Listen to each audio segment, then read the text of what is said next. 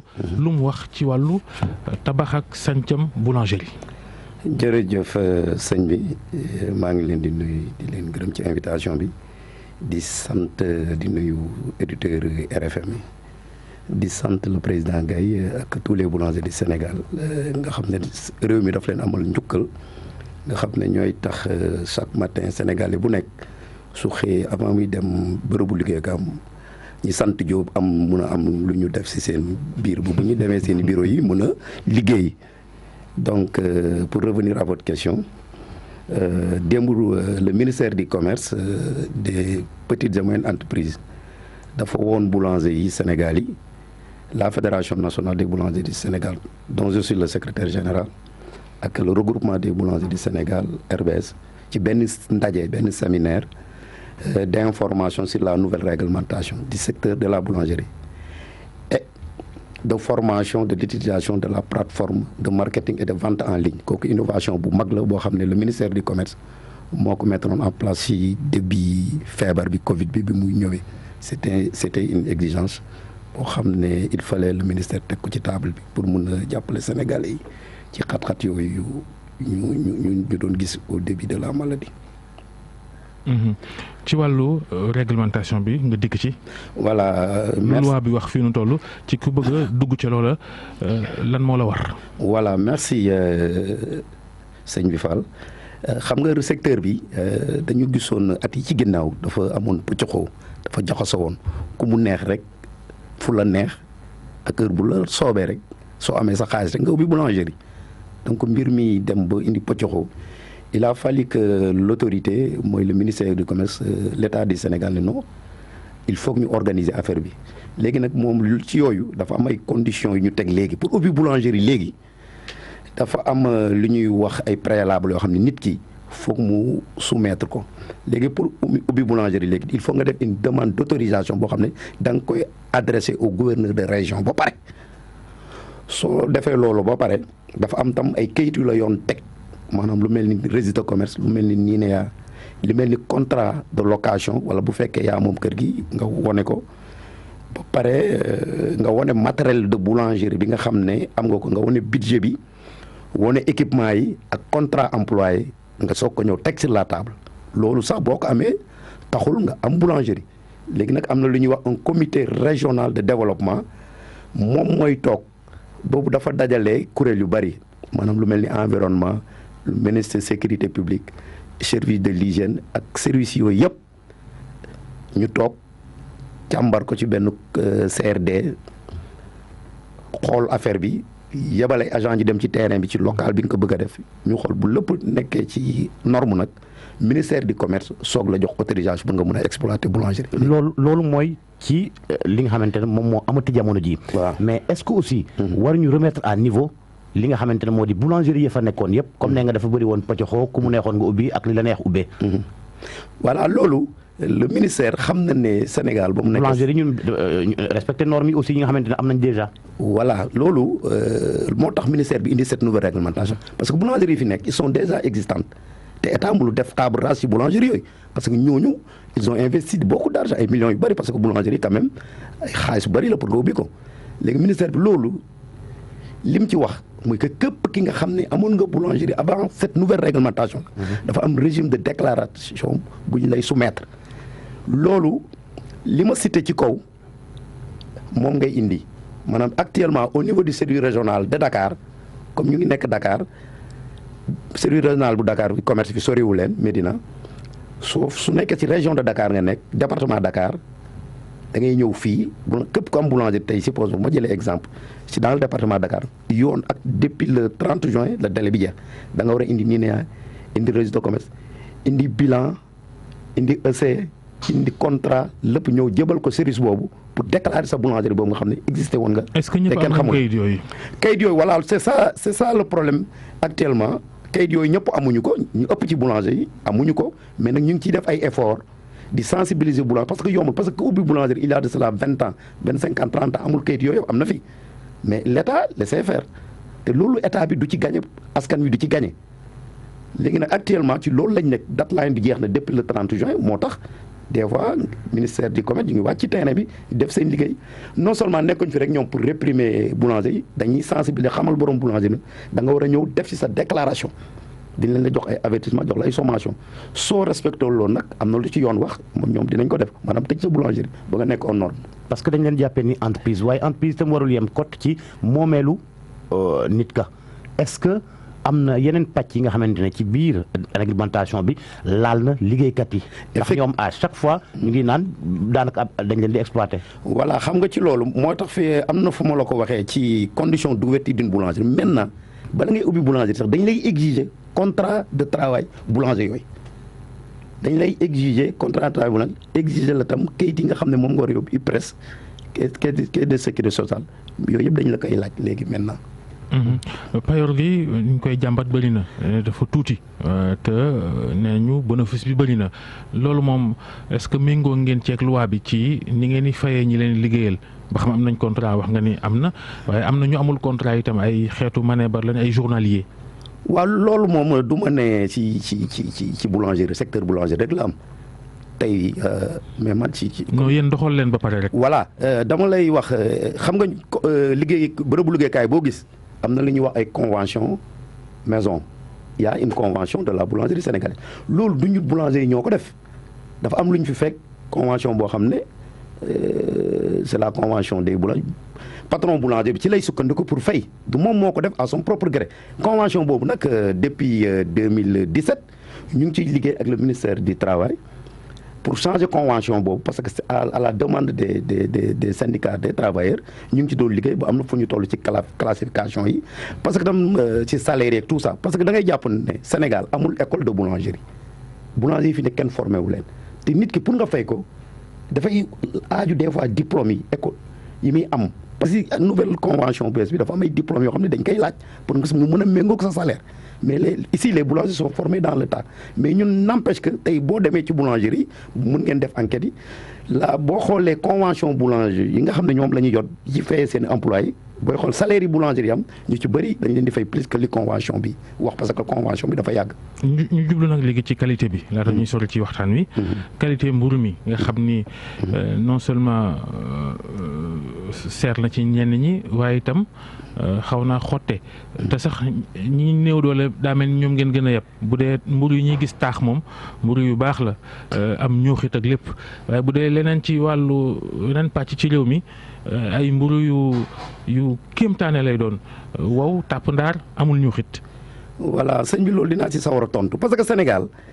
il faut ñu xam ne le propriétaire de boulangerie si mburu loolu ci mburu rek la am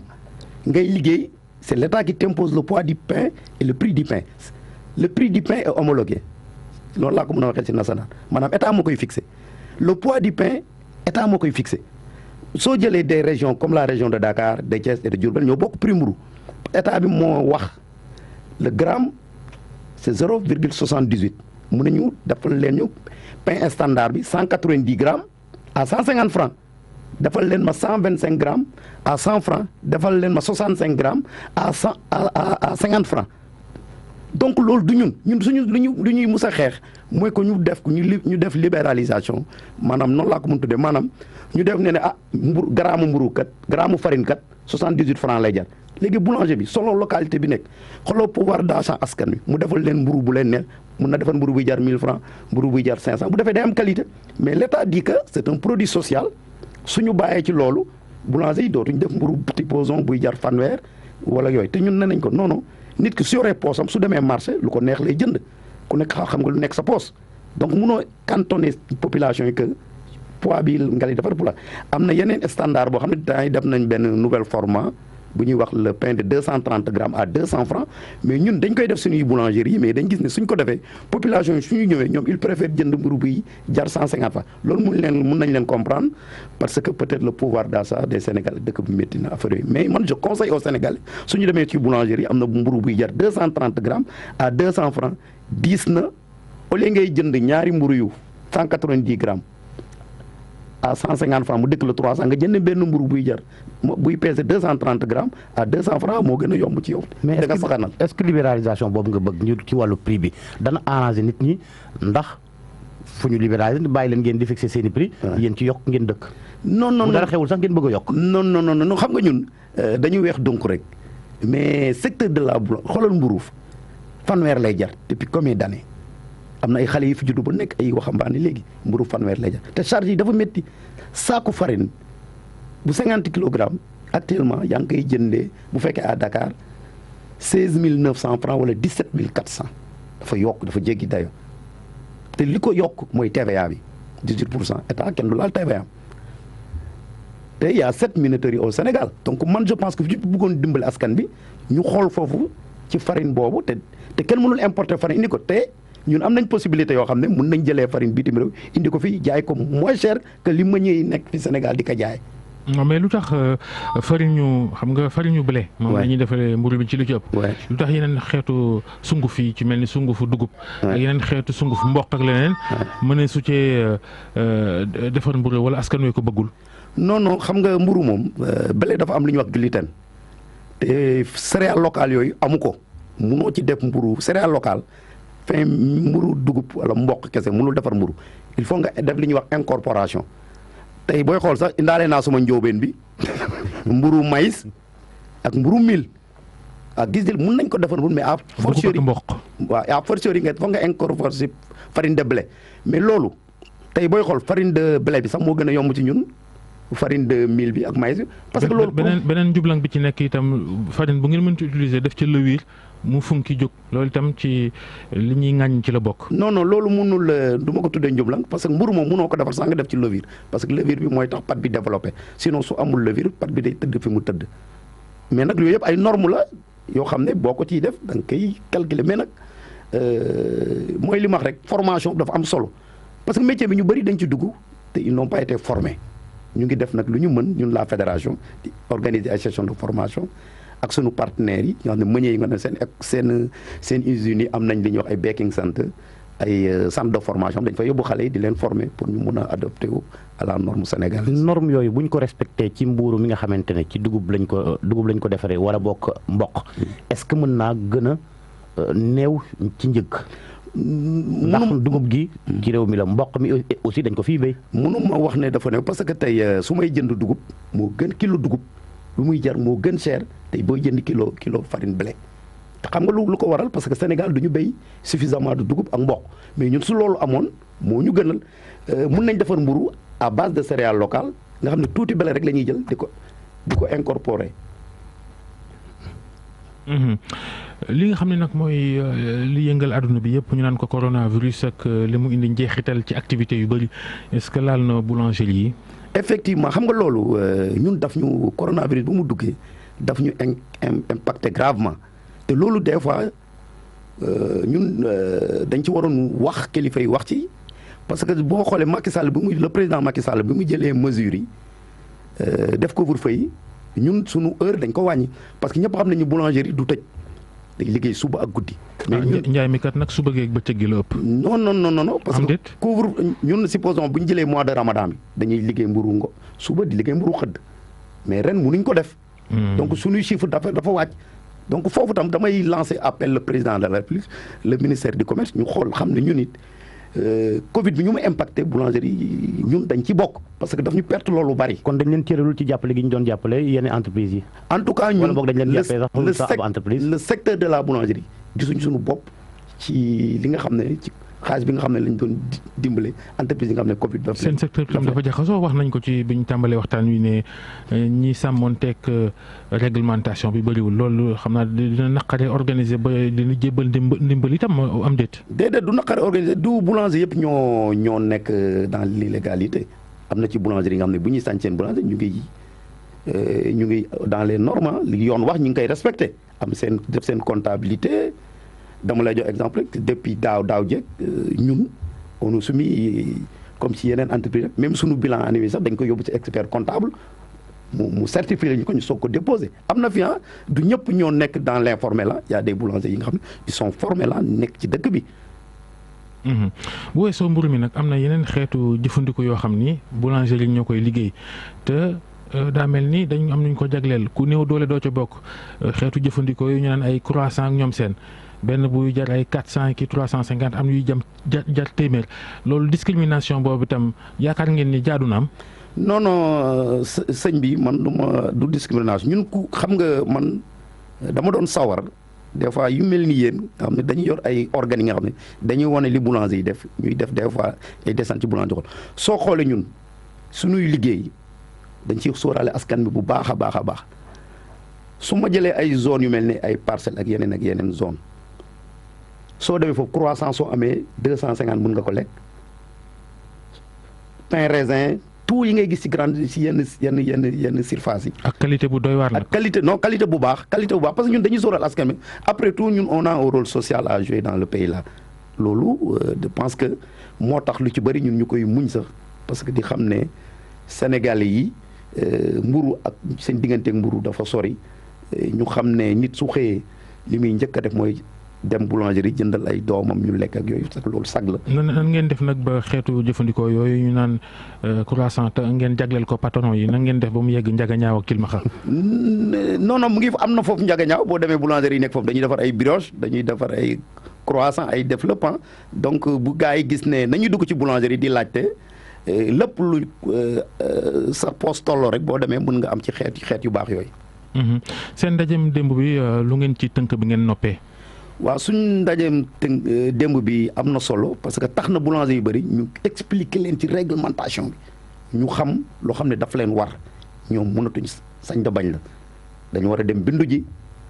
nekk en règle ba pare tam li ci gën a am solo it plateforme bi nga xam ne le ministère da ko def sur place nga xam ne sénégalais bi mën na toog këram léegi commandé mburóom ñu dawal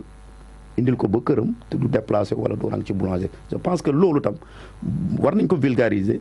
ba nga xam ne sénégalais yu bëri dootuñu perte temps di dem di déplacé wu di jënd mburu